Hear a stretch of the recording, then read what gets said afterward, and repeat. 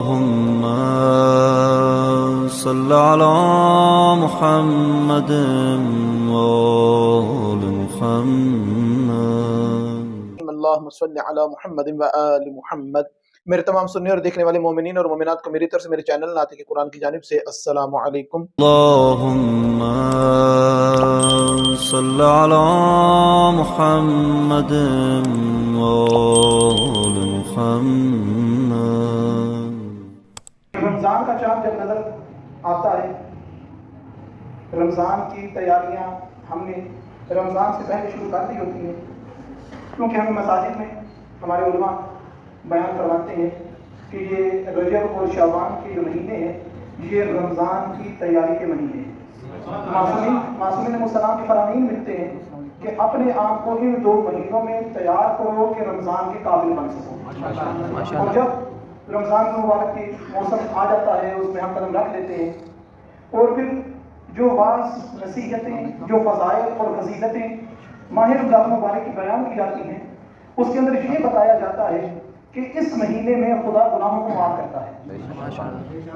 اور یہاں تک جناب سرور کائنات حضرت محمد مصطفیٰ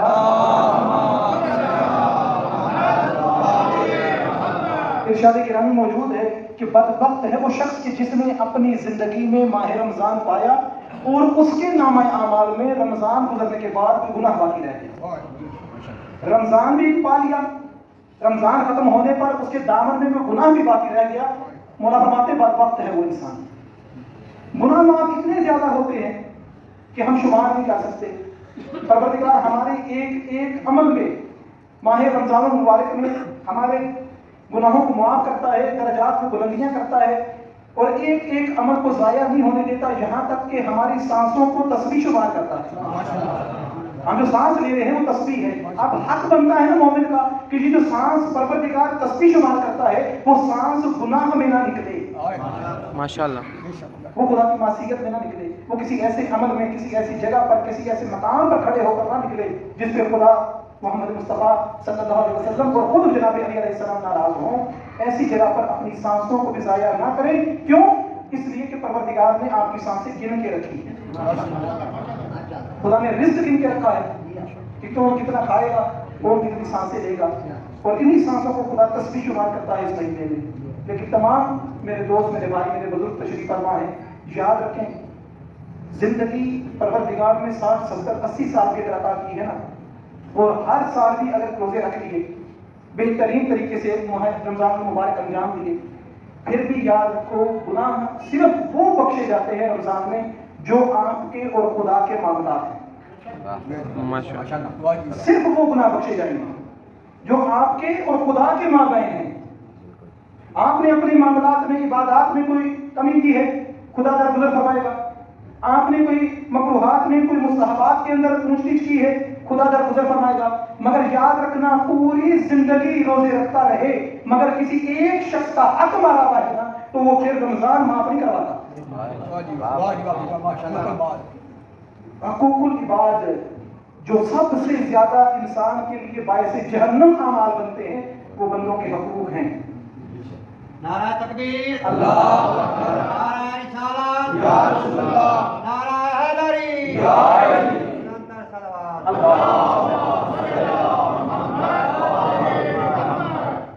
سب کچھ لے کر بارگاہ رب العزت کے اندر کوئی داخل ہو، نمازیں بھی اس کے ساتھ ہوں، نامہ اعمال اس کے دائیں ہاتھ میں تھما دیا گیا ہو کہ پروردگار کے جو معاملات تھے تو نے اس کے اندر کوئی کمی نہیں کی. نمازی بھی ہے، حج فرض ہوا، حج بھی رکھا، خمس و زکوٰۃ کا بھی پابند ہے.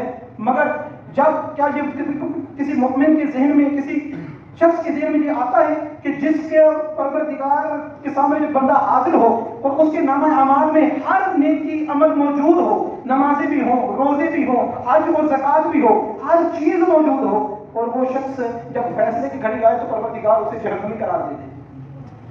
سب کچھ اپنے ساتھ لے کر گیا، نمازیں، روزے، حج، زکوٰۃ، خمس، تمام اپنے واجبات جو ہیں حقوق اللہ کے اعتبار سے وہ ادا کر کے گیا. پروردگار کی بارگاہ میں حاضر ہوا. مولا فرماتے ہیں کہ جب اس کا حساب ہوگا نا تو اب چند افراد کی جماعت اس کے سامنے کھڑی ہوگی اور وہ کہے گی پروردگارا یہ بے شک نمازی تھا بے شک روزہ دار تھا، یہ حاجی تھا، یہ خمس دیتا تھا، یہ زکات دیتا تھا، سب کچھ کرتا تھا، مگر اس نے میرا حق کھایا تھا۔ اب ادھر کیا ہے جو دیا جائے گا؟ آواز قدرت آئے گی کہ تو نے اس کا بدلہ لینا ہے تو کرنا کیا پڑے گا؟ اب جو تو نے نمازیں پڑھی ہیں معصوم فرماتے ہیں وہ اس کو دے دے۔ وہ جو نمازی آیا تھا نا بارگاہ رب العزت میں، اب وہ 2 منٹ کے اندر بے نمازی کھڑا ہے۔ اچھا اس کا معاملہ ہو گیا، اب دوسرا بندہ آ گیا، پروردگارا اس نے میرے منہ پہ تماچا مارا تھا، اب اس کے نامہ ایمان میں کیا ہے؟ حج ہے، اپنا حج اس کو دے دے، اپنی نیکی اس کو دے دے۔ اب لوگ آتے رہیں گے، اگر زیادتی کی ہوئی ہے تو مطالبات کرتے رہیں گے، اپنی اپنی چیزوں کو بتاتے رہیں گے، یہاں سے یہ اپنے اعمال اس کو دیتا رہے گا۔ ایک وقت مولا فرماتے ہیں ایسا آ جائے گا کہ اس کے پاس اپنے نامہ اعمال میں کچھ نہیں رہے گا، وہاں پر پھر بھی ایک بندہ کھڑا ہوگا کہ میں بھی اس سے حق مانگنے آیا ہوں۔ اس وقت کیا ہوگا؟ وہ جو بالکل طیب و طاہر بن کر آیا تھا، نمازی اور حاجی بن کر آیا تھا، اپنی نمازیں بھی گئی، اپنا حج بھی گیا، اپنے روزے بھی گئے، نامہ اعمال خالی، کچھ نہیں۔ اب بھی بندہ ایک موجود ہے جو اس کی زیادتی کا شکار ہوا ہے، تو وہ پھر کیا کہے گا کہ میں بھی اس سے بدلہ لینا چاہتا ہوں پروردگارا، اب اس کے پاس دینے کو کچھ نہیں۔ اب آواز قدرت آئے گی کہ اے بندہ خدا، تیرے جو گناہ ہیں اب اس کے نامہ اعمال میں چلے جائیں۔ وہ جو تمام معاملات اپنے کر کے آیا تھا، جنت کی تیاری کر کے آیا تھا، حقوق العباد کی وجہ سے جہنمی بن گیا۔ میرے دوست، میرے بھائی، میرے بزرگ تشریف فرما ہیں، یاد رکھیں، یاد رکھیں، نمازیں پڑھا دی جاتی ہیں، کسی عالم دین کو پیسے دیے کہ آپ یہ زحمت ہے یہ کر دیں، روزے رکھ دیں، کوئی کسی کی نیابت میں حج کر دیں، یہ معاملات تو ہو جاتے ہیں، ان کی طرف تو بڑی توجہ رہتی ہے کہ مرحوم کی آنکھیں بند ہوتی ہیں، وارثین پہلے یہ سوچتے ہیں کہ اگر اس کے واجبات جو ہیں وہ ادا کیے جائیں، نمازیں بھی پڑھ لی جاتی ہیں، حج بھی کروا دیا جاتا ہے، روزے بھی رکھوا دیے جاتے ہیں، اس کے جو ذمہ کسی کا قرضہ تھا وہ بھی دے دیا جاتا ہے۔ اب یہ بھی دیکھو کہ جانے والے نے زیادتی کس کس کے ساتھ کی ہے، اور جس کے ساتھ کی ہے اگر وہ زندہ ہے پھر تو معافی کی صورت بنتی ہے کہ میں خود اس سے جا کے معافی مانگ لوں میں نے زیادتی کی ہے، یا میں جب جاتا ہوں دنیا سے تو میری اولاد جا کے کہے کہ ہمارا باپ زیادتی کر کے گیا آپ کے ساتھ، آپ اس کو معاف کر دو۔ اگر وہ زندہ ہے تو معافی والا معاملہ چلتا ہے، اگر جس کے ساتھ کی ہے وہ بھی دنیا سے جا چکا ہے پھر بخشش مشکل ہے۔ کسی نے پوچھا حضرت جناب سرور کائنات حضرت محمد صلی اللہ علیہ وسلم رمضان میں کون سا عمل انجام دیں، کون سا عمل انجام دیں؟ تو کیا فرمایا جناب سرور کائنات نے؟ سرکار فرماتے ہیں کہ حرام سے بچو، نمازیں پڑھنی، روزے رکھنے، زکات دینی، خمس نکالنا، یہ سب فرائض ہیں، یہ انجام دیے گئے، لیکن حرام سے بچو۔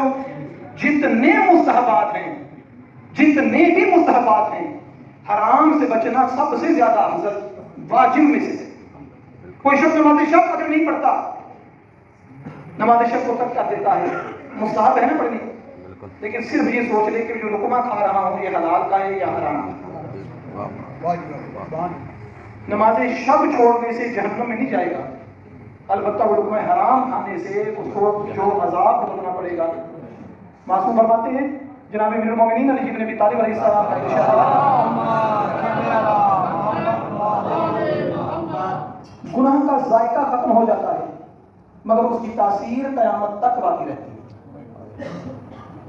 گناہ کا ٹیسٹ، گناہ کی لذت جو ہے وہ ختم ہونے والی ہے، ایک دن کے بعد، 2 دن کے بعد، 4 دن کے بعد ختم ہو جائے گی، مگر جو اس کی تاثیر ہے وہ قیامت تک باقی رہے گی۔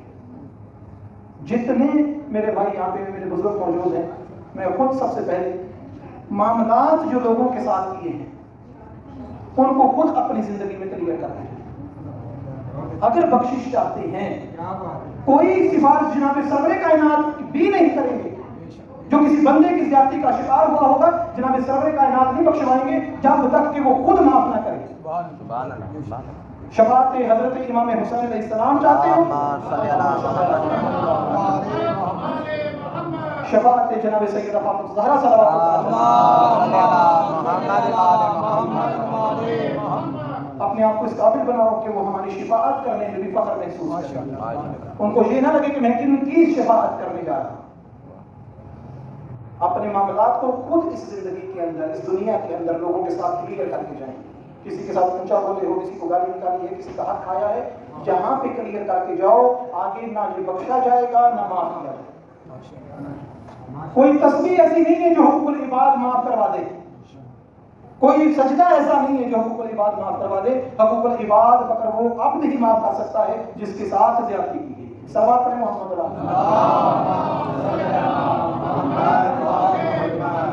بس آخری پیغام میں آپ کی نظر کرنا چاہتا ہوں کہ یہاں پر اس امام بارگاہ میں بچوں کو قرآن مجید اور دین جاتی تعلیم دی جاتی ہے، اور تقریباً 3 ساڑھے 3 سال سے میں یہاں پر بچوں کو پڑھا رہا ہوں، اور چاہیے یہ کہ جتنے افراد اپنے بچوں کو بھیج سکتے ہیں، کیونکہ بچے پڑھنے کے لیے آتے ہیں، ورنہ میرا ارادہ یہ نہیں تھا کہ صرف بچے آئیں، جو بھی آئے، جب بھی آئے، جیسے بھی آئے، وہ یہاں پہ قرآن مجید سیکھے، بیٹھے پڑھنا سیکھے، عبادت درست کرنی سیکھے، اس کے مفاہیم جو ہیں وہ سمجھنے کی کوشش کرے، کیونکہ قرآن مجید آیات مومنوں کے لیے ہے، اور تدبر اس میں کرنے کا سب سے زیادہ حق مومن کا ہے۔